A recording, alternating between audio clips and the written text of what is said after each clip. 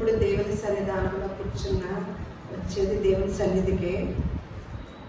మన తండ్రి కదా, ఆయన కొన్ని మనం ఆరోగ్యంగా ఉండాలని, కుటుంబాల్లో సంతోషంగా ఉండాలని, నెమ్మది కలిగి ప్రశాంతత కలిగి ఇలా అన్ని విషయాల్లో కూడా పరిశుద్ధ గ్రంథాలు రాసి అన్ని విషయాల్ని మనమందరం నేర్చుకొని వాటిని కనుక పాటిస్తే నా బిడ్డలు గొప్పగా ఉంటారు, ఆరోగ్యంగా ఉంటారు, సంతోషంగా ఉంటారని మన తండ్రి ఎప్పుడు కూడా ఎదురు చూస్తూ మన కోసం ఎన్నో విషయాలను రాసి ఉంచిన దేవుడై ఉన్నాడు. అందుని బట్టి దేవునికి స్తోత్రం కలుగునుగా. బయట ప్రపంచంలో ఎంతోమంది పరిశోధన చేసి తిరిగి వచ్చి మళ్ళీ పరిశుద్ధ గ్రంథంలో ఉన్న విషయాలనే చెప్తూ ఉంటుంటే నాకు ఆశ్చర్యం వేస్తూ ఉంటుంది అనమాట.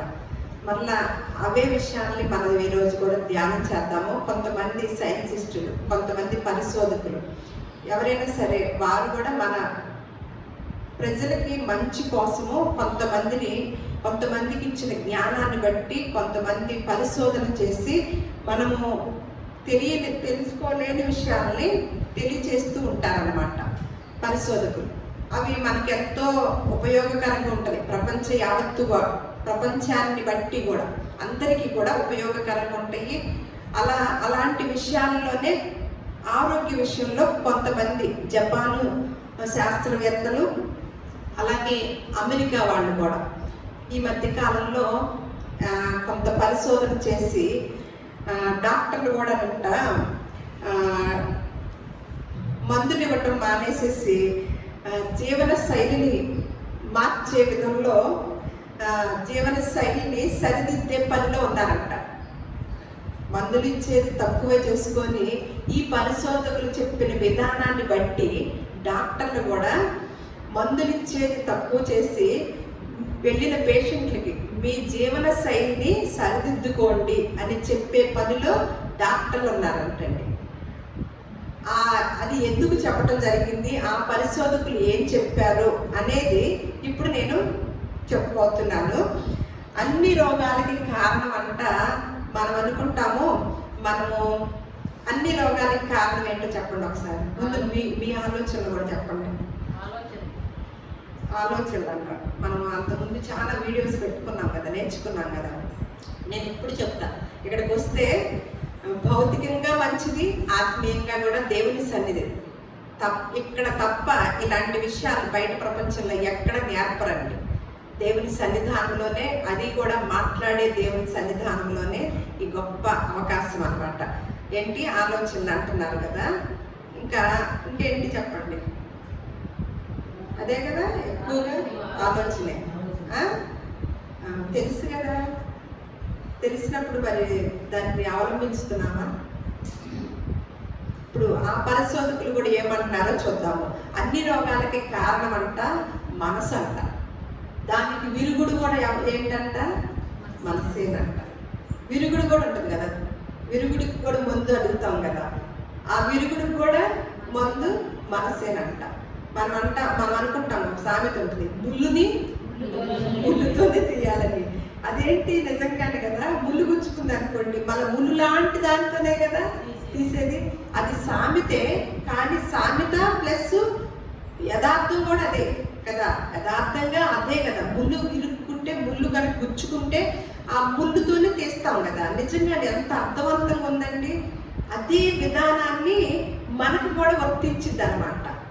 అలాగే మన అన్ని రోగాలకి కారణం మనసైనప్పుడు విరుగుడు కూడా మనసేనంట.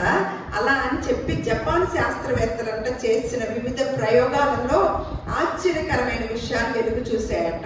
ఇంతకాలం మనము గుడ్డిగా నమ్ముతున్న అనేక ఆరోగ్య సమస్యలకి మూలాలు మనం తీసుకునే ఆహారంలో లేవని, మనం జీవించే విధానంలోనే ఉన్నాయని చెప్పారంట. అది కూడా మనస్సును హాయిగా ఉంచుకున్న వారికి ఏ రోగాలు రావని వారు తేల్చి చెప్పారంట. అలాగే జపాన్ శాస్త్రవేత్తలు చెప్పిందనమాట. అమెరికాలో జరిగిన మరో సర్వేలో కూడా మనసు బాగున్న వారు ఎక్కువ కాలం జీవిస్తున్నారని తేల్చారంట. మనసు కలతబారితే లేనిపోని ఆలోచనలు చోటు చేసుకొని వాటి నుంచి బయటపడటానికి కొన్ని బలహీనతలు పెంచుకోవటం, వాటికి బానిసలై దురలవాట్లు పాలై వంటివి జరుగుతూ ఉందంట. ఇటీవల కాలంలో ప్రపంచవ్యాప్తంగా డాక్టర్లు కీలక రోగాలకు మందులు ఇవ్వడం తగ్గించి జీవన శైలిని సరిదిద్దే పనిలో ఉన్నారంట. దీని అంతటికి కూడా ఇవన్నీ చెప్పారు కదా. సరే, ఏమి చేస్తే ఈ మనసుతో ఏ రోగాలు వస్తాయో ఆ లిస్టు కూడా ఇచ్చారనమాట. మనం ఈ మనసుతో ఏమి ఆలోచిస్తే, ఏమి చేస్తే, ఏమి కలిగి ఉంటే ఏ వ్యాధి, ఇది బాగుంది కదా, అలాంటిది కూడా లిస్ట్ ఇచ్చారు. ఇప్పుడు మీరు గమనిస్తూ ఉండండి అనమాట. కంపల్సరీగా మనసు పెట్టండి. మానసిక ఒత్తిడి వల్ల గ్యాస్ ట్రబుల్ అంటే తెలిసిందా? నాకైతే పెళ్ళయ్యే వరకు ఆ పేరు కూడా తెలియదు. పెళ్ళయ్యాక ఇక్కడికి వచ్చాక కృష్ణా జిల్లాలో తెలిసింది గ్యాస్ ట్రబుల్ అనే పేరు. అలా నవ్వు వచ్చింది అన్నమాట నాకు. మానసిక ఒత్తిడి వల్ల గ్యాస్ అంట, అంతేకాని ఆహార లోపాల వల్ల కాదంట. మనమేమనుకుంటాము, ఆహారం పానీయాల్లో మనం తీసుకునే విధానాన్ని బట్టి అమ్మ ఈ ఆహారం పడలేదమ్మా, గ్యాస్ వచ్చింది అని అంటాం కదా, అది తెలుసుకున్నాం. కానీ ఈ శాస్త్రవేత్తలు ఏం చెప్తున్నారంటే మీరు తీసుకునే ఆహారం లోపం వల్ల మాత్రము కాదు, ఏమనంట, మానసిక ఒత్తిడి వల్ల వస్తుందంట. అలాగే అధిక రక్తపోటు అంట. ఎలా వస్తుందంటే మనకు అధిక రక్తపోటు దేని వల్ల వస్తుంది అనుకుంటాం? ఉప్పు. అదే ఉప్పు అని చెప్తున్నారు కదా చక్కగా. ఆవేశాల వల్ల అంట, ఆవేశాల వల్ల అంట అధిక రక్తపోటు. ఉప్పు తినటం వల్ల కాదు. ఉప్పు ఎక్కువగా తిన్న వారి కన్నా కూడా అధిక ఆవేశాలు ఉన్న వారికి అధిక రక్తపోటు వస్తుందంట. అర్థమైందా? మళ్ళా చెడు కొలెస్ట్రాల్ ఎందుకు వచ్చింది? చెడు కొలెస్ట్రాల్ ఈ మధ్య అది ఆ పేరు కూడా వింటున్నాం కదా. ఇదివరకు అసలు ఈ పేర్లే తెలియదు చిన్నప్పుడు. ఇప్పుడు చెడు ఏదైనా టెస్ట్కి వెళ్ళామనుకోండి, అమ్మ మీకు చాలా చెడు కొలెస్ట్రాల్ ఉందమ్మా, దాన్ని తగ్గించుకోండి అని చెప్తున్నారు. అంత ముందు దాకా చెప్పారు పాపం. ఇప్పుడు కూడా వాళ్ళకు కూడా విసుగొచ్చి అసలు ఈ మందుల వల్ల కాదు, మీరు తినే తిండి వల్ల కాదని డాక్టర్లు కూడా తెలుసుకుని ఏమంటున్నారు, ముందు మీ జీవన శైలిని మీరు నడవడిని మార్చుకోండి అని వారు కూడా చెప్తున్నారు అనమాట. మరి చెడు కొలెస్ట్రాల్ అంట అతి బద్ధకం వాళ్ళంట. అర్థమైందా? ఎందుకు వస్తుంది చెడు కొలెస్ట్రాల్? అతి బద్ధకంలో కూడా అతి బద్ధకం. అలా కొవ్వు పదార్థాలు తినే వారి కంటే కూడా వీరిలో ఎక్కువ అంట. ఎవరిలో? అతి బద్ధకస్తుల్లో ఏముంది? చెడు కొలెస్ట్రాల్. మధుమేహం బాగా తెలుసా? ఇది తీపి ఎక్కువగా తినేవారి కంటే కూడా అంట ఈ మధుమేహం ఎవరికి వస్తుంది తెలుసండి? స్వార్థం, మొండితనం ఉన్న వారిలో ఎక్కువ అంట. పరిశోధించిన పరిశోధకుల మాటలు. మధుమేహం ఎందుకు వస్తుందంట? స్వార్థం అంట. తర్వాత మొండితనం. వారు పరిశోధనలో తేల్చిన విషయం అనమాట. దానికి ఏమొస్తుందంట?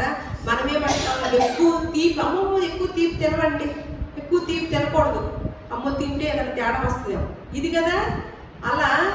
అలా చేస్తున్నాం, అలా మాట్లాడుకున్నాం, వాటి మీద వెళ్ళిపోతుంది మన ధ్యాస అంతా, మనం తినే తిండి వల్ల. అలా ఎవరికి వస్తుందంటే మధుమేహం? తీపి ఎక్కువగా తినేవారి కంటే అధిక స్వార్థం వేరు, అధిక స్వార్థం వేరు. మొండితనం ఉన్న వారిలోనే ఎక్కువట. మళ్ళా ఆస్మా అని తెలుసా? ఆస్మా అంటారు కదా, ఆయాసం. అది ఎలా వస్తుందో తెలుసా? మీకు తెలిసిన విషయం చెప్పండి. ఆస్మా అదే నిమ్ము. ఆస్మా అంటే నిమ్ము. ఆ నిమ్ము అటాక్ అవుతుంది, ఆస్మా అటాక్ అవుతుంది అంటే దేని వల్ల అని మనం అనుకుంటాం. అబ్బా ఇంకా చెప్పండి, చక్కగా మాట్లాడుకుందాం. దేవుడు నేర్పే పాట మనకి ఎంత, ఈ పాఠాలు ఎక్కడ నేర్చుకోవాలంటే ఎంత డబ్బులు ఇవ్వాలో తెలుసండి? మీకు ఎప్పుడు చెప్తాను, ఖర్చు లేకుండా చక్కగా ఫ్రీగా చెప్తున్నాం. అందుకని ఫ్రీగా వచ్చిందని నిర్లక్ష్యంగా వద్దు, లక్ష్య పెట్టండి. ఏమని? ఆస్మా ఎలా వస్తుంది? మనమేమనుకుంటాం ఊపిరితిత్తుల్లో గాలి అందకపోవడం వల్ల, ఇట్లా చల్లగాలి తగలటం వల్ల, లేకపోతే చల్లటి తినటం వల్ల వస్తుంది అంటారు. ఐస్ క్రీములు, అది పద్మగా చెప్పారు, ఐస్ క్రీముల వల్ల. కానీ ఈ పరిశోధకులు ఏం చెప్పారంటే అతి విచారం వల్ల అంట. విచారం వేరు, అతి విచారం వేరు. గమనించండి, అతి విచారం వల్ల ఏమొస్తుంది? ఏ వ్యాధిని తెచ్చుకుంటున్నాము? ఆస్మా తెచ్చుకుంటున్నాం. అలాగే గుండె జబ్బులు దేనికి వస్తాయి? అది బాగా తెలిసింది కదా.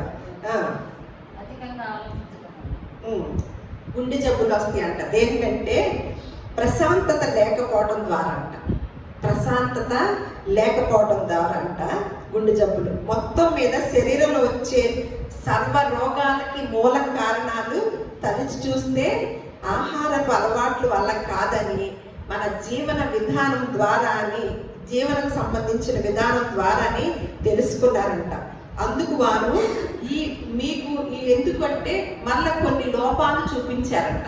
ఇవి ఎందుకు వస్తాయి అంటే మీలో ఇది తగ్గి అని మళ్ళీ కొన్ని లోపాలు చూపించారంట. ఒక 100%కి ఆ 100%కి 100%లో మనము ఏటికి ఎంత శాతాన్ని లోపం జరుగుతుందో ఆ లోపాన్ని కూడా వాళ్ళు చక్కగా శాతంలో చూపించారనమాట. 100%లో మన లోపం ఎందుకు వస్తుందంటే 50% అంట ఆధ్యాత్మిక లోపం వల్ల అంట. అర్థమైందా? మరి భక్తి పరులు ఎంతమంది ఉంటుంటారు భూలోకంలో? ఏ గుడి చూసినా నిండిపోతున్నారా?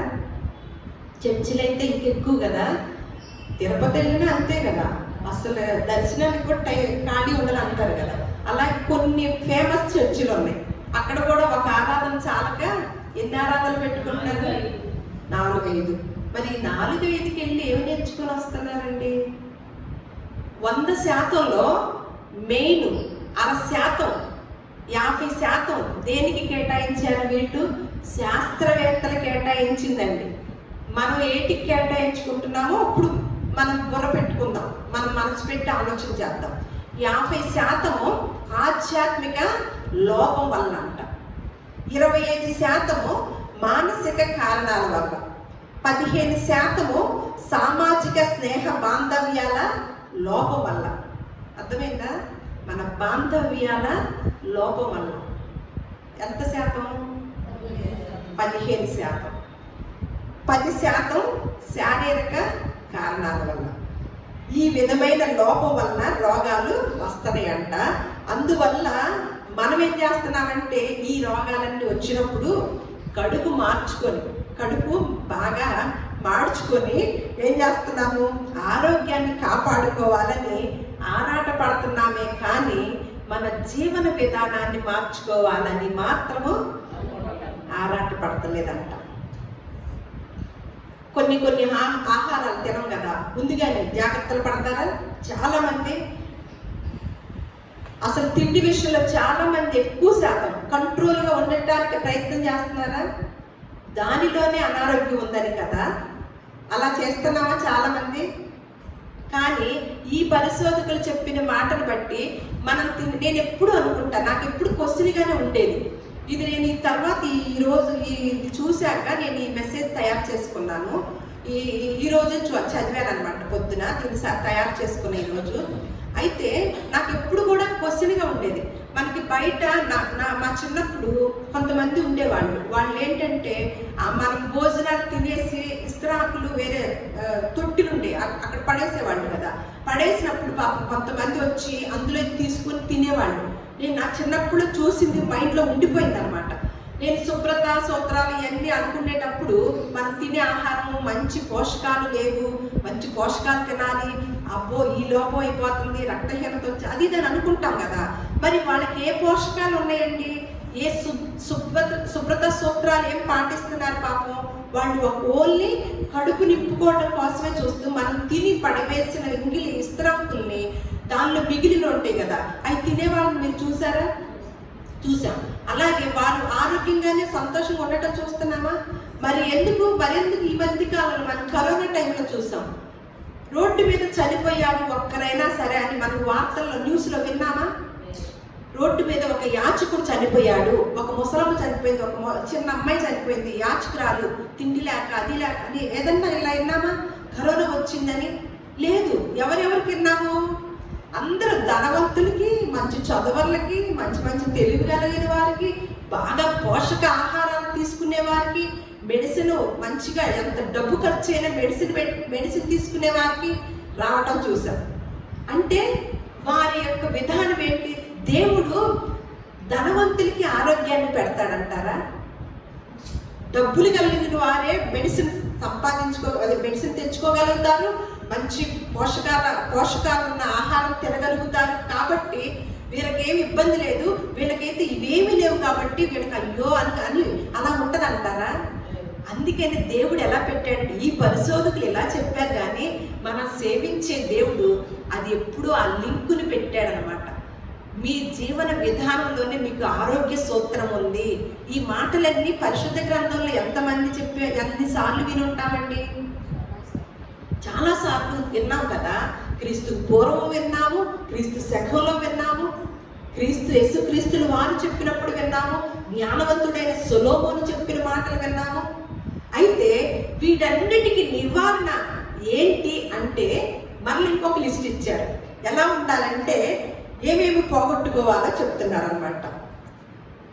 ఇవన్నీ లిస్టు చెప్తున్నారు. స్వార్థం, కోపం, ద్వేషం, శత్రుత్వం, ఆవేశం, అసూయ, మొండితనం, బద్ధకం, విచారం, ఇటువంటివి వదిలించుకొని ఏమి కలిగి ఉండాలో చెప్తున్నారు. ఇవన్నీ పరిశోధకులు చెప్పిన మాటలండి. ఏం కలిగి ఉండాలంట? కరుణ, త్యాగం, శాంతం, క్షమ, నిస్వార్థం, సేవాభావం, కృతజ్ఞత, సంతోషం, స్నేహభావం, సానుకూల దృక్పథం. వీటిని పెంచుకోవాలంట. వీటన్నిటినీ పెంచుకుంటే మన యొక్క ఆరోగ్య విషయంలో జాగ్రత్త ఉంటుందంట. మరి వీటి గురించి నేను ఎప్పుడు చదువుకున్న బైబిల్ గ్రంథాన్నే మనం తిరగేస్తాం కదా. మరి వీటన్నిటి గురించి మరి ఏం చెప్పారో ఒకసారి చెప్పే ముందు ఒక మాట ఉంటుంది అనమాట. సొలొమోను గారు రాసిన మాట. ముందుగా ఎంత శాతము లోపం అంటున్నారు? దేని లోపం అంటున్నారు? ఉన్న 100లో 50% ఆధ్యాత్మిక లోపం అంట. అంటే ఎందుకు ఆధ్యాత్మిక లోపం అయింది? దేవుని సన్నిధికి వచ్చేదే ఆధ్యాత్మికమైన విధానం కదా.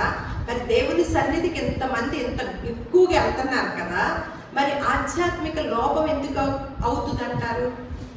అంటే ఇటువంటి సూత్రాలు చెప్పే ఈ మాటలు చెప్పే దగ్గరికి ఎక్కువ మంది ఆ భావంతో రావటం లేదన్నమాట. దేవుని సన్నిధికి, ఆధ్యాత్మికమైన విషయాల్లోకి వెళ్ళాల్సిన దేవుని సన్నిధికి కూడా మనం ఏమై వెళ్ళిపోతున్నాము? భౌతికంగా తీసుకెళ్తున్నాం. ఆత్మ సంబంధంగా దేవుని సన్నిధి అంటేనే ఆధ్యాత్మికమైన వాతావరణం. ఆ వాతావరణాన్ని కూడా దేనికి పెట్టేసుకున్నాము? బయట ప్రపంచం అంతా భౌతిక సంబంధమైన విషయాలే ఉంటాయి. దేవుని సన్నిధికి వచ్చినాక కూడా భౌతికంగానే దేవుని సన్నిధికి కారణమవుతుందా? ఆధ్యాత్మికంగా ఆత్మ చింతనతో ఉండాలి. ఆధ్యాత్మికమైన వాతావరణంలో నేను ఉండాలి. ఆత్మీయ విషయాలు, ఆధ్యాత్మికమైన సూత్రాలు నేర్చుకోవాలనే ఆలోచనతో దేవుని సన్నిధికి వస్తున్నారా? ఇప్పుడున్న భక్తులందరూ దేనికి వస్తున్నాం? ఆధ్యాత్మిక లోపం అని వీళ్ళు చెప్తున్నారు కదా. 50%, మిగతా అన్ని తక్కువే. అంటే మనకి 50% ఆధ్యాత్మిక లోపం ఉందంటే దాని గురించి ఎంతైనా మనం తెలుసుకోవాలి. అంటే ఇంతమంది భక్తులు దేని కొరకు వెళుతున్నారు దేవుని సన్నిధికి? ఆధ్యాత్మిక సూత్రాలు నేర్చుకోవాలని అంటల్లా. అందుకనే ఏమైంది? రోగాలు ఎక్కువ అవుతున్నాయి. ఆ దేవుని దగ్గరికి వెళ్ళినా కూడా దేనికోసం వెళ్తున్నారు? ఏదో ఒకటి మాకు రావాలి, కావాలి, ఇది తగ్గించాలి, ఇది రావాలి, ఇది కొనుక్కోవాలి, ఇది జరగాలి, వీటి కోసం వెళ్తున్నామా? నా ఆత్మ బలపడాలి, నా ఆత్మ బలంగా ఉండాలి. ఈ ఆత్మ ఏది వచ్చినప్పటికీ కూడా ఎక్కడ కృంగిపోకూడదు. ఈ ఆత్మలో విచారం రాకూడదు. అనే ఆలోచనతో అది ఎక్కడ ఉందంటే ఒక్క దేవుని సన్నిధిలోనే ఉంది. దేవుడు మాట్లాడితే ఆ మాటలోనే ఉంది అనే ఉద్దేశంతో వెళ్ళే వాళ్ళు ఎంతమంది ఉంటున్నారండి? అందుకనే మనకి అనారోగ్యాలకి కారణమవుతుంది అన్నమాట. మామూలుగా మనం ఆరోగ్యవంతులమేనండి. ప్రతిదీ వాడిని కూడా చిన్న చిన్న దాన్ని ఏదైనా వచ్చినప్పుడు, అటాక్ అయినప్పుడు దాన్ని సరిచేసే గుణం కూడా దేవుడు మన శరీరంలోనే పెట్టాడనమాట. కానీ దానికి మించి మనం అందుకు ఇందాక చదువుకున్నాం, స్వార్థం అన్న చోట అతి, విచారం అన్న చోట అతి, ఇవన్నీ కూడా మనం అతిగా చేయటం వల్ల ఈ శరీరంలో ఉన్న భాగాలు సరి చేసుకునే భాగాలు కూడా మించిపోయిన ఆలోచనలో ఉండటం వల్ల ఆ శరీరానికి కూడా దేవుడు పెట్టిన ఆ సిస్టమ్ కూడా కుదరటం లేదనమాట. సరి చేయటం వచ్చిన అనారోగ్యం అంత బలమైపోయింది అనమాట మన పరిస్థితి. అయితే మరి అందుకని ఒక మాట, ఆధ్యాత్మికమైన లోపం ఉందని అంటున్నారు కాబట్టి క్రీస్తుకు పూర్వం సొలొమోను గారు ఒక మాట చెప్పారు. ఏమనంటే సామెతల్లో, దేవోక్తి లేని ఎడల జనులు కట్టులేక తిరుగుదురు, ధర్మశాస్త్రమును అనుసరించువాడు ధన్యుడు. అంటే దేవుని మాట కనుక లేకపోతే ఏమవుతుందంట మన పరిస్థితి? క్రమం ఉండదంట. ఒక కట్టు, ఒక క్రమం అనేది మీరు ఎత్తుక్కోకుండా మిమ్మల్ని రిఫరెన్స్ చెప్పలేదు కదా, 29:18. అయితే మనం ఇంకొక మాట ఇస్తున్నారు అనమాట. ధర్మశాస్త్రం అంటే దేవుడు మనకి నిర్ణయించిన సూత్రాలను కనుక మనం అనుసరించి నడిచిన ఎడల మనం ఏమవుతామంట? ధర్మశాస్త్రం అనుసరించి నడుచుకుని వాడు ధన్యుడు. ధన్యుడు అంటే అర్థం ఏంటో తెలుసండి? అన్ని విషయాలలో ఆశీర్వదింపబడిన వాడు అనమాట.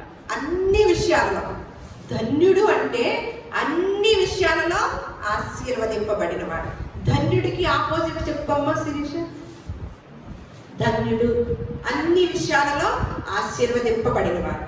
ధన్యుడికి ఆపోజిట్ చెప్పండి. ధన్యుడికి ఆపోజిట్,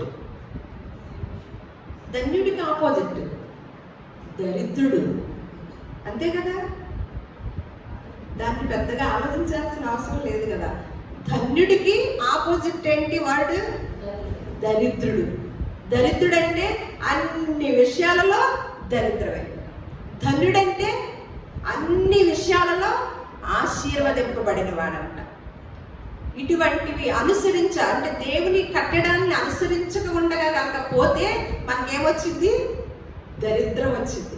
అనుసరించి నడిస్తే ధన్యత వచ్చింది అనమాట. సింపుల్, అంతే కదా, దాన్ని పెద్దగా ఆలోచించాల్సిన. అలా సొలొమోను గారు ఈ మాట చెప్పారు కదా. మరి 50% ఉన్న లోపాలు ఏంటో చూద్దాం. అదే మళ్ళా యేసుక్రీస్తు కొన్ని సామెతల్లో చూసి మనము మళ్ళా యేసుక్రీస్తు వారు చెప్పిన మాటలు కూడా వెళ్దాం అనమాట. 12వ సామెత 25వ వచనము. సామెతల గ్రంథము 12వ అధ్యాయము 25వ వచనము.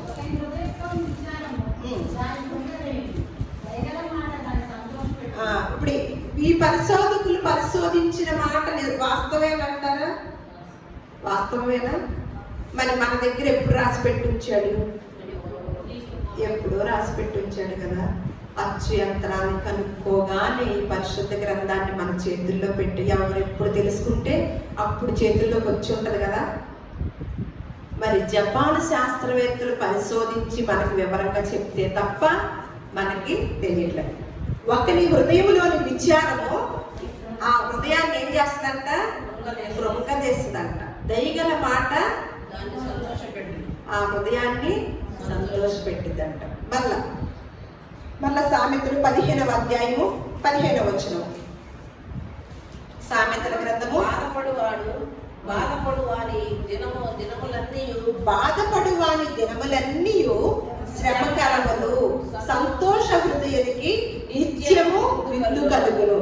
అంటే చూడండి, మరి బాధ కూడా ఉండద్దనే కదా లిస్టులో వచ్చింది. మీరు బాధపడుతున్నారా? మీ దినములన్నీ ఎలా ఉంటాయని చెప్తున్నారు సొలొమోను గారు? శ్రమకరములు. అలాగే సంతోష హృదయానికి ఏం కలిగిందంట? నిత్యము విందు కలిగిద్దంట. అంతే కదా, వాళ్ళ సంతోషంతో ఉంటే నిత్యము నిజంగా వాళ్ళకి ఎలా ఉంటది, పచ్చడితో తిన్నా కూడా అది ఎలా ఉంటది, విందులాగా ఉంటది అనమాట. సంతోషం లేకపోతే పంచపక్ష పరమాణాలు పెట్టిన ఎలా కనపడింది, ఏమీ ఎక్కదు మనసులోకి కదా. ఈనాడు రాసిన సామెత అండి. మళ్ళా సామెతల గ్రంథము 14వ అధ్యాయము 30వ వచనం.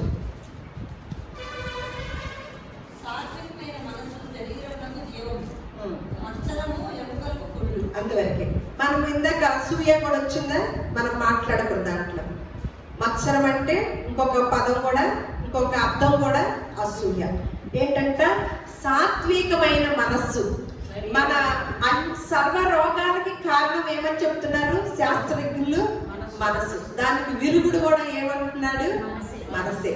సాత్వికమైన మనస్సు శరీరానికి జీవం బ్రతికిచ్చిద్ది అనమాట, శరీరాన్ని బలంగా ఉంచిద్ది అనమాట. అలాగే మత్సరం ఏం చేస్తుంది, ఎముకలకి కుళ్ళు తెచ్చిద్దంట. మరి ఆ పరిశోధకులు చెప్పిన మాట కూడా ఇదే కదండి. మళ్ళా ఇంకొక సామెత 17వ అధ్యాయము 13వ వచనం. 17వ అధ్యాయము 13వ వచనం. మేలుకు ప్రతిగా కీడు చేయువాని ఇంట నుండి కీడు తొలగిపోదు. మేలుకు ప్రతిగా కీడు చేయువాని ఇంట నుండి కీడు తొలగిపోదు. మనం ఎవరికన్నా మేలు చేస్తున్నారు అనుకోండి, వాళ్ళు ప్రతిగా ఏం చేయాలి, మేలు చేయకపోయినా పర్వాలేదు కానీ కీడు మాత్రము చేయకూడదు. పెద్ద పాయింట్ అన్నమాట. మనం ఎవరికన్నా మేలు చేశామా, ఆ మేలు పొందుకున్న వారు మనకు ప్రతిగా మేలు చేయకపోయినా పర్వాలేదంట, కానీ కీడు కనుక చేస్తే వారి ఇంట నుండి కీడు ఎప్పటికీ తొలగిపోదు. ఎంత ఆశ్చర్యం వేస్తుందండి. ఇంట ఉండి కీడు ఎప్పటికీ తొలగిపోదంటండి. మళ్ళా సామెత 16వ అధ్యాయము 32వ వచనం కూడా.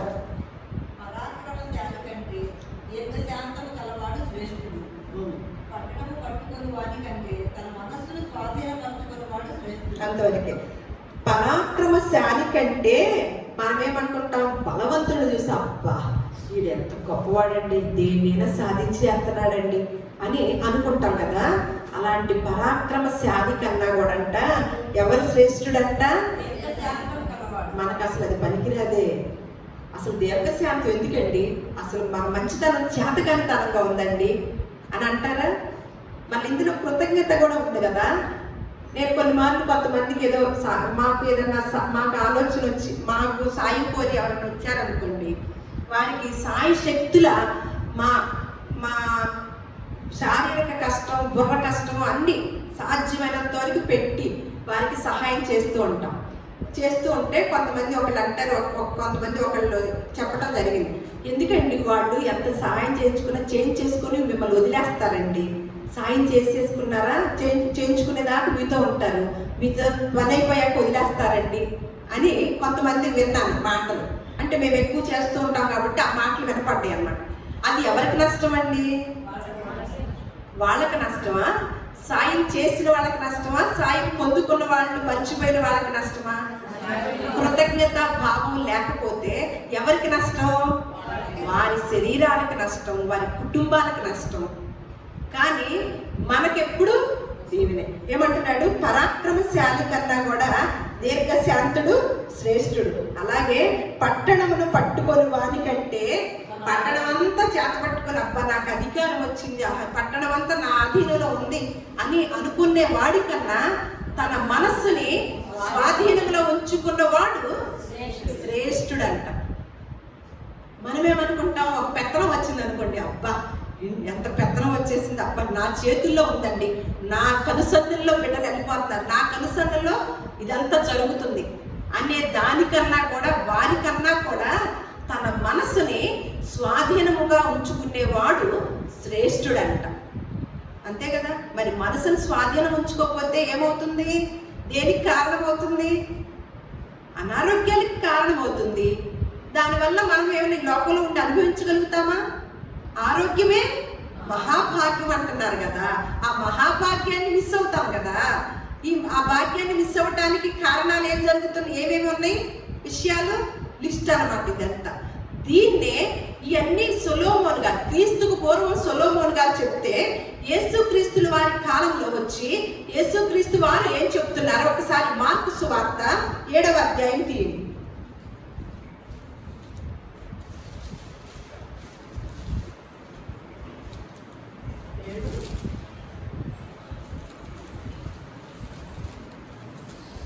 నేను చదువుతాను. 15వ వచనం నుంచి చూద్దాము.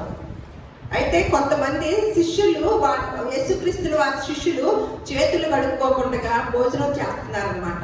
అప్పుడు కొంతమంది మంచి మంచి శుభ్రతా సూత్రాలు పాటించేవాళ్ళు ఉంటారు కదా, వారందరూ అంటున్నారంట, మీ శిష్యులు ఏంటి ఈ పని చేస్తున్నారు, అసలు అపవిత్రం చేసేసుకుంటున్నారు, అనారోగ్యానికి కారణం అయిపోద్దే, అయ్యో అని అంటున్నారంట. అప్పుడు యేసుక్రీస్తు వారు చెప్తున్న సమాధానం అన్నమాట, ఎలుకల నుండి లోపలికి పోయి మనుష్యుని అపవిత్రులుగా చేయగలిగినది ఏదియూ లేదు. కానీ నేను ఇందాకే చెప్పాను, మనం చిన్నప్పుడు అనేక చోట్ల యాచకులు ఎక్కడెక్కడ తింటున్నారో చూసాం కదా.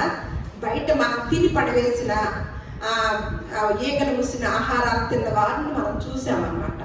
అదే మాటని జ్ఞాపకం, ఆ బయట నుండి తినేసి బయట నుండి వచ్చిన ఆహారం తింటున్నారు కదా, ఆ ఈగలు పట్టిన ఆహారాన్ని, దానివల్ల నష్టమేమి ఉండదు కానీ అని యేసుక్రీస్తు వారి ఆత్మజ్ఞానాన్ని బోధిస్తున్నారనమాట.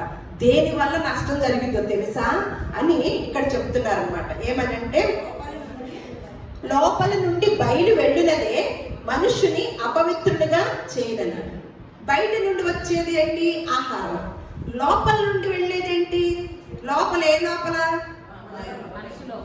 మన లోపల నుంచి ఏమి వెళ్తాయి అంట, లిస్ట్ ఇస్తున్నారు. ఇందాక లిస్టులన్నీ చదువుకున్నాం కదా, ఇప్పుడు ఇచ్చే లిస్టు. లోపల నుండి బయలు వెళ్ళినవే మనుషుని అపవిత్రునిగా చేయను. ఆయన జన సమూహమును విడిచి ఇంటిలోనికి వచ్చినప్పుడు ఆయన శిష్యులు ఈ ఉపమానము గురించి ఆయన అడగగా ఆయన వారితో ఇట్లా అన్నాడంట, మీరును ఇంత అవివేకులై ఉన్నారా? నేర్చుకున్న వారు కూడా అవివేకంగా ఉంటుంటే అలా అనాల్సి వచ్చిందనమాట. ఏమంటున్నారు, వెలుపల నుండి మనుషుని లోపలికి పోవునదేదియు వాణ్ణి అపవిత్రులుగా చేయించాలదని మీరు గ్రహింపకున్నారా? అది వాని హృదయంలో ప్రవేశింపక కడుపులోనే ప్రవేశించి బహిర్భూమిలో విడవబడును. చూడండి, హృదయం వేరు, కడుపు వేరు. ఆలోచనలు ఎందులోకి వెళ్తాయి, ఆహారము ఎందులోకి వెళ్ళింది, కడుపులో.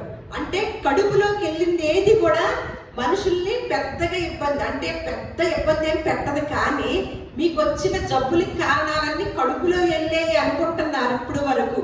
అందుకని కడుపు మార్చుకొని ఏం చేస్తున్నారు, కొన్ని పాటిస్తున్నారు ఆరోగ్య సూత్రాల్ని, ఆహారాన్ని వదిలేసి. కానీ పిచ్చి వాళ్ళారా, అవి కాదు మిమ్మల్ని అపవిత్రం చేసేది, అనారోగ్య పాలు చేసేది. ఏం చేస్తాయో తెలుసా అని లిస్ట్ ఇస్తున్నారు. ఏంటంట, ఇట్లు అది భోజన పదార్థములన్నిటినీ పవిత్రపరచు. మనుషుని లోపల నుండి బయలు వెళ్ళినదే మనుషుని అపవిత్రపరచును. లోపల నుండి అనగా ఇప్పుడు లిస్ట్ ఇస్తున్నాడు. మనుషుల హృదయంలో నుండి ఏమొస్తాయి అంట, దురాలోచనలు, జారత్వములను, దొంగతనములను, నరహత్యలను, వ్యభిచారములను, లోభములను, చెడుతనములను, కృత్రిమములను, కామ వికారమును, మత్సరమును, దేవదూషణయు, అహంభావమును, అవివేకమును వచ్చును. ఈ చెడ్డవన్నీ లోపల నుండియే బయలు వెళ్ళి మనుషుల్ని అనారోగ్య పాలు చేస్తున్నాయి. అర్థమైందా? అదే జపాన్ శాస్త్రవేత్తలు చెప్పిన మాట అన్నమాట. మన శాస్త్రవేత్తడు ఎప్పుడు చెప్పాడండి, ఎప్పుడో చెప్పారు. మన చేతుల్లోకి ఎప్పుడు వచ్చిందండి? మళ్ళా గలతీలకు రాసిన పత్రిక కూడా తీద్దాం ఒకసారి. గలతీలకు రాసిన పత్రిక 5వ అధ్యాయము. ఇవన్నీ ఎందుకు చెప్పుకుంటున్నాము, మనకున్న 100%లో 50% ఆధ్యాత్మిక లోపం వల్ల అనారోగ్యాలు వస్తున్నాయి. ఆ ఆధ్యాత్మికత ఏమి నేర్పిస్తుంది అని ఇప్పుడు మనం నేర్చుకుంటున్నాం అనమాట. గలతీలకు రాసిన పత్రికలో మీకు 5వ అధ్యాయము 16వ వచనం నుంచి నేను చదువుతున్నాను. నేను చెప్పునదేమనగా అంటూ మొదలెట్టారు. ఎవరు ఇందాక ఎవరు మొదలెట్టారు? యేసుక్రీస్తుల వారు. ఇప్పుడు ఎవరు మొదలెట్టారండి? నేను క్రీస్తుని పోలి నడుచుకున్నట్లు మీరు ఆయన నక్కల్లా నన్ను పోలి నడుచుకోండి అన్న పౌలు గారు చెప్తున్నమాట. నేను చెప్పున్నదేమనగా ఆత్మానుసారముగా నడుచుకొనుడి, అప్పుడు మీరు శరీరేచ్ఛను నెరవేర్చరు. శరీరము ఆత్మకును, ఆత్మ శరీరమునకును విరోధముగా ఆపేక్షించును. ఇది ఒకదానికొకటి వ్యతిరేకముగా ఉన్నది. అమ్మో చూడండి, ఆత్మ శరీరం ఒకదానికొకటి ఎలా ఉందంట? మనకి ఎవరు వ్యతిరేకం? మనం ఎవరిని వ్యతిరేకం అనుకుంటాము? మా ఇంట్లో మా కోడలు వ్యతిరేకం, మా అమ్మాయి వ్యతిరేకం, నా భర్త వ్యతిరేకం, నా పిల్లలు వ్యతిరేకం. అసలు వ్యతిరేకమైన దాని మీద మనసు పెట్టటల్లా. ఏది వ్యతిరేకం అంట? ఆత్మకి శరీరానికి. ఏంటి వ్యతిరేకం? ఇది ఈ రెండింటికి వ్యతిరేకముగా ఉన్నవి గనుక మీరేవి చేయ నిశ్చయించురో వాటిని చేయకుందురు. మనం ఏదైతే మంచివి చేయాలనుకుంటున్నామో ఏది చేయకుండా చేస్తుంది? మనం మంచి చేస్తే ఎక్కడికి వెళ్తాము?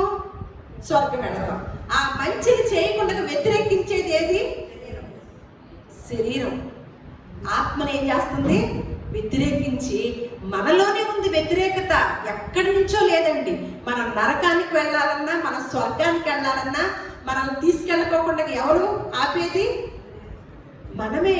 ఇందాక అనుకున్నాంగా, పట్టణాన్నంతటినీ హ్యాండిల్ చేయాల్సిన అవసరం లేదు. దానికన్నా మీ మనసుని స్వాధీనం చేసుకున్న వారు ధన్యుడు, శ్రేష్ఠుడు అని విన్నాం కదా.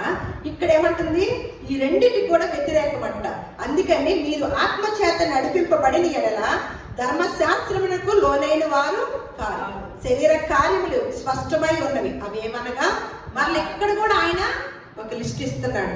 జారత్వము, అపవిత్రత, కాముకత్వము, విగ్రహారాధన, అభిచారము, ద్వేషములు, కలహము, మత్సరములు, క్రోధములు, కక్షలు, భేదములు, విమతములు, అసూయలు, మత్తతలు, అల్లరితో కూడిన ఆటపాటలు మొదలైనవి. వీటిని గురించి నేను మునుపు చెప్పిన ప్రకారము ఇట్టి వాటిని చేయువారు దేవుని రాజ్యమును స్వతంత్రించుకొనరని మీతో స్పష్టంగా చెప్పుచున్నాను. అయితే ఇక్కడ మొదలెట్టారన్నమాట. మనకు కూడా 2 లిస్టులు ఇచ్చారా?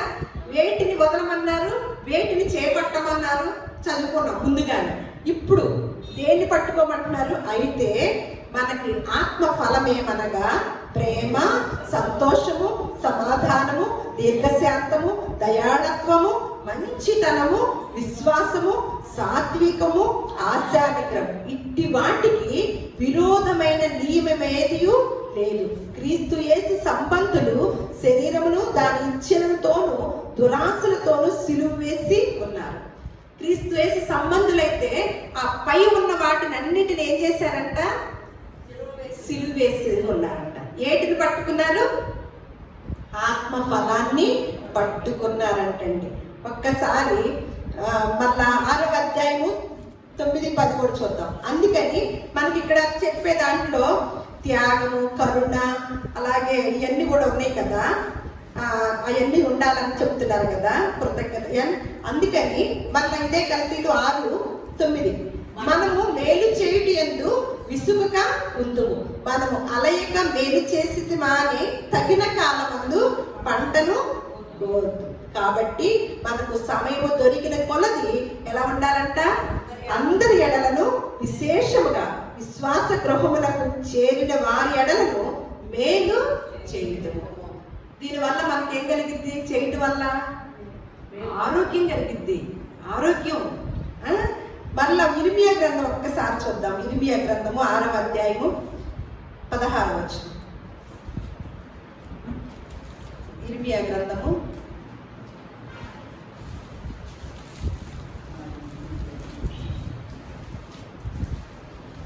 యెహోవా ఇలాగూ సెలవిచ్చుచున్నాడు, మార్గములలో అంటే నేను 19 చదువుతాను. 19 చదివాక 16 వద్దాము.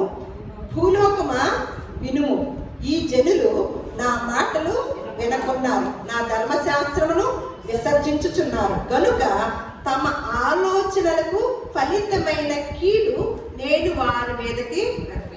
ఇప్పుడు మనం ఇక్కడ మనసేనా మన అనారోగ్యాలకు అంతటికి కారణం మనసు అన్నాం కదా.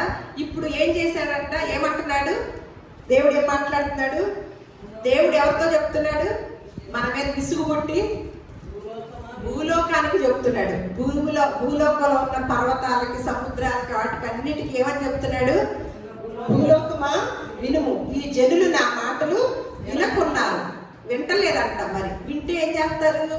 ధర్మశాస్త్రాన్ని అనుసరించి విసర్జించకుండా నడుచుకుంటారు. కానీ విసర్జించుతున్నారు కనుక వాళ్ళు ఏ ఆలోచనలు అయితే చేస్తున్నారో దానికి ఫలితము వాళ్ళు అనుభవించక తప్పదు అని చెప్తున్నారు. అని ఏమి వెతకమంటున్నారు? 16వ వచనంలో యెహోవా ఇలాగ సెలవిచ్చుచున్నాడు, మార్గములలో నిలిచి చూడండి. ఏ మార్గాలు ఉన్నాయో ఒక్కసారి నిలిచి చూడండి. యేసుక్రీస్తు ఏమంటున్నారు? నేనే మార్గమును సత్యమును జీవమునై ఉన్నాను. ఆయన మార్గం ఎలా ఉందండి? ఆత్మీయత, ఎదుగుదల ఉంటుంది. ఆధ్యాత్మిక గొప్ప ఆశీర్వాదం ఉంటుంది అన్నమాట. అన్ని మాటలు విన్నాం కదా యేసుక్రీస్తులు వారి మాటలు. అందుకనే ఏ మార్గం ఉందో మీరు నిలుచొని ఎన్నుకోండి, ఏ మార్గం పడితే ఆ మార్గంలోకి వెళ్ళకండి అని చెప్తున్నారనమాట. ఇక్కడ యెహోవా ఇలాగ సెలవిస్తున్నాడు, మార్గములలో నిలిచి చూడుడి, పురాతన మార్గముల గురించి విచారం. మనం ఎప్పుడన్నా ఒక మార్గంలోకి వెళ్ళేటప్పుడు విచారించి ఆలోచించి వెళ్తున్నామండి?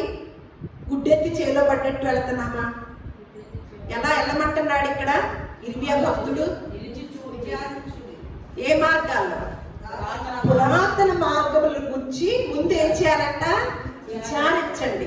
మేలు కలుగు మార్గమేది అని అడిగి, మేలు కలిగే మార్గం ఏదమ్మా అని, ఏదండి అని ఏం అడగాలి? ఏం చేయాలి?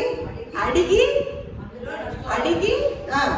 అందులో నడుచు. అప్పుడు మీకు ఏం కలిగిద్దంటండి? నెమ్మది కలుగును. అయితే వారు మేము అందులో నడుచుకోమని చెప్పుచున్నారు. ఇంత వివరంగా చెప్పాక ఏమంటున్నారంట?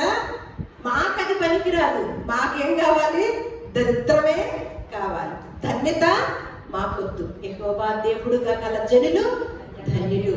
ధన్యులంటే ఏంటి? అన్ని విషయములలో ఆశీర్వదించబడిన వారు. ఆ ధన్యత మాకొద్దు, దరిద్రమే కావాలి. ఏ మార్గాన్ని ఎంచుకునేటప్పుడు ఆలోచించి ఎంచుకుంటున్నామా? కానీ ఒక స్థలం కొనాలన్నా, ఒక చీర కొనాలన్నా, ఒక ఫ్రిడ్జ్ కొనాలన్నా, లేకపోతే ఇంకొక వస్తువు కొనాలన్నా టపామని వెళ్ళిపోయి కొనేసేస్తున్నారా? ఆలోచిస్తున్నారా? మళ్ళీ అదేమన్నా మోసమేమో అని టెన్షన్ పడుతున్నారా? చెప్పండి. ఆలోచిస్తున్నారు. మళ్ళీ నమ్ముతారు అందరినీ. ఏదైనా మన స్థలాలు కొంటాం, నమ్ముతాం అందరినీ. దానివల్ల ఎంత టెన్షన్ పడతాము? ఎందుకు? బాగా జీవితాంతం శాశ్వత కాలం మన దగ్గర పడి ఉంటుంది, అది మనం ఉంటామా? కానీ దానికి ప్రాధాన్యత ఇస్తున్నాము. కానీ ఒక మంచి మనల్ని స్వర్గానికి తీసుకెళ్లే మార్గము, ఏ మార్గము, ఏది మంచిది, ఏది మనకి మేలు జరిగిద్ది, ఏది మనకి శ్రేష్టమైనది అని ఈ భక్తి మార్గంలోకి వచ్చే వారము ఎంతమంది ఆలోచించి వస్తున్నామండి? లేదు, తెలుసుకొని వస్తున్నాము. చెప్పిన వాళ్ళ మాట విని తక్కువ కదా, తక్కువే కదా. అందుకే నేను స్పష్టంగా మాట్లాడుతున్నానమాట. మార్గములలో నిలిచి చూడుడి, పురాతన మార్గముల గురించి విచారించుడి, మేలు కలుగు మార్గమేది అని అడిగి చూడండి, అడిగి అందులో నడుచుకోండి అని అక్కడి వరకు చెప్పారు. అప్పుడు ఏం కలిగిందంట మనకి? ఎక్కడ ఉందంట నెమ్మది? ఇక్కడ ఉందంట. ఈ మార్గాల్లో ఉందంట. పురాతన మార్గం, మేలు కలిగే మార్గము, మాట్లాడే దేవుడి దగ్గర ఉందంట. అందుకనే 50% దేని లోపం వల్ల జరుగుతుందంట? అనారోగ్యాలు ఆధ్యాత్మిక లోపం వల్ల జరుగుతుందంట. మరి ఇందులో వచ్చిందా? మంచి మార్గాన్ని ఎన్నుకుంటే ఆధ్యాత్మిక లోపం వచ్చిందా? ఇది ఎన్నుకొని ఆ మార్గంలో నిలిచి ఉంటే ఏం కలిగిద్దంట? మనకి నెమ్మది కలిగిద్దంట. చూడండి ఎంత గొప్ప మాటలండి. అలా కోపం వచ్చినప్పుడు ఏం చేశారో మన పూర్వీకుల్లో ఒక స్త్రీ ఏం చేసిందో అలాగే ఒక పురుషుడు ఏం చేయాలో ఇక్కడ రాసి ఉంచారు. మొదటి సమయాన్ని చూసేసి మనం ముగించుకుందాము. ఇంకా చాలా విషయాలు ఉన్నాయి, అయితే మనకి కుదరదు ఇప్పుడు. మొదటి సమయాల గ్రంథం 1వ అధ్యాయము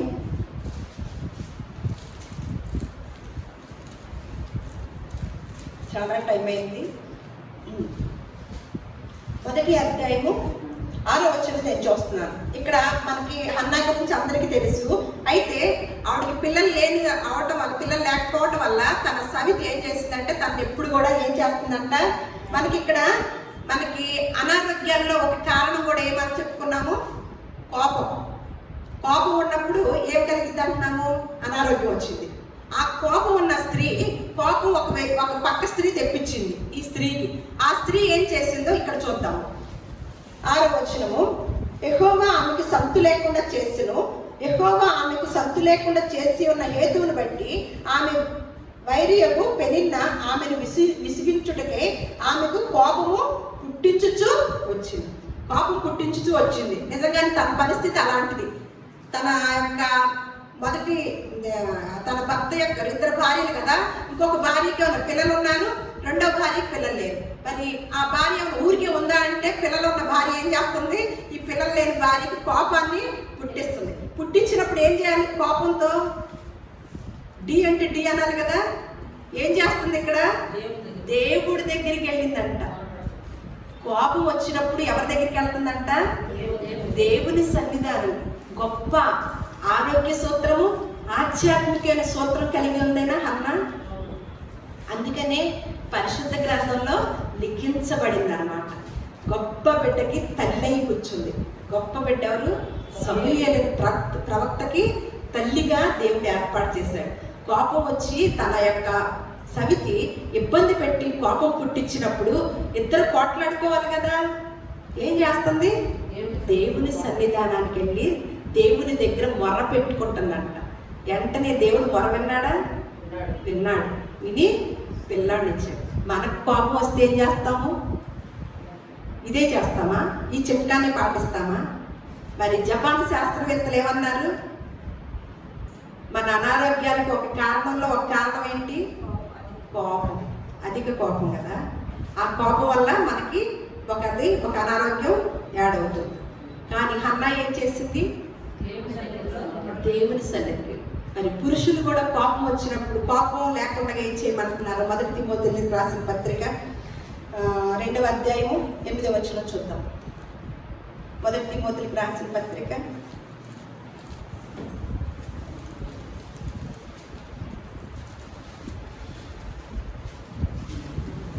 8వ వచనం, ప్రతి స్థలమందును పురుషులు కోపమును సంశయమును లేనివారై పవిత్రమైన చేతులెత్తి ప్రార్థన చేయవలనని కోరుచున్నాను.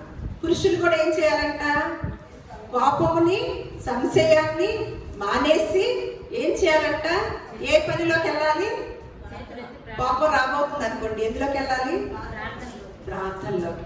అన్న ఎక్కడికి వెళ్ళింది కోపం వచ్చినప్పుడు, టిష్యూ ఉందా, దేవుని సన్నిధానానికి వెళ్ళింది. మన కోపం ఏం చేస్తుంది, మన కోపం వల్ల ఏం అనారోగ్యాన్ని తెచ్చుకుంటున్నాం. చివరిగా మనకి క్షమా హృదయం కూడా కావాలన్నారు కదా. యేసుక్రీస్తు వారిని సిలువేసి గుద్దేసి ముఖం మీద ఉమ్మేసినప్పుడు ఏం మాటలు మాట్లాడారండి, తండ్రి మీరేమి చేయుచున్నారో మీరెరుగరు గనక వీరిని క్షమించండి అని. అలాంటి మాటలు, శత్రువుని కూడా ప్రేమించండి అని ఎన్ని మాటలు చెప్పారండి యేసుక్రీస్తు వారు. జపాన్ శాస్త్రవేత్తలు చెప్తేనే తెలిసినాయి మనకి. మరి ఇన్ని తెలిసినాయి కదా, అనుసరిస్తున్నామా? చివరికి ఒక మాట, అందుకని యెషయా గ్రంథము 26వ అధ్యాయము 3వ వచనం చూసేసి ముగించేసుకుందాం. యెషయా గ్రంథము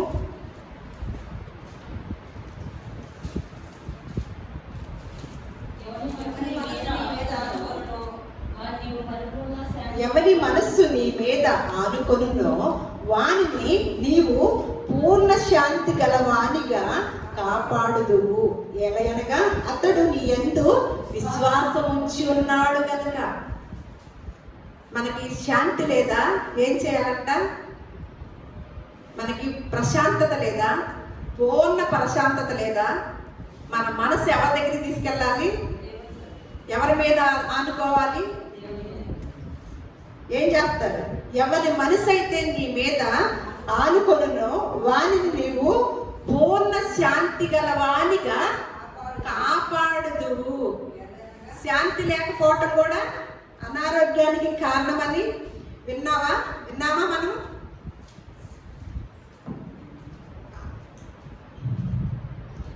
శాంతి లేకపోవటం కూడా ఏమవుతుంది? మనకి అనారోగ్యానికి కారణమవుతుంది. మన మనస్సు దేవుని మీద ఆనుకోలేకపోవటం వల్లే మనకి పూర్ణ శాంతి లేకుండా పోతుందండి. పూర్ణ ప్రశాంతత కావాలంటే ఏం చేయాలి? మన మనసుని ఎవరి మీద వేసుకోవాలి? అన్ని రోగాలకి కారణం ఏంటంట? మనసు. దానికి విరుగుడికి కారణం, విరుగుడు కూడా ఏంటంట? మనసు. అటువంటి మనస్సుని మన స్వాధీనంలో ఉంచుకొని దేవుడు చెప్పిన ఈ ఆధ్యాత్మిక సూత్రాలని, యేసుక్రీస్తు వారు నడిచిన మార్గాన్ని ఎంచుకున్న మనము ఆ మార్గంలో నిలిచి ఆయన ధర్మశాస్త్రాన్ని అనుసరిస్తూ శ్రేష్టమైన వారుగా, ఆరోగ్యవంతులుగా, సంతోషంగా కలిగిన జీవితాలు జీవించడానికి గొప్ప దీవెనలు, ఆశీర్వాదాలు మనందరికీ కూడా దేవుడు అనుగ్రహించునుగాక.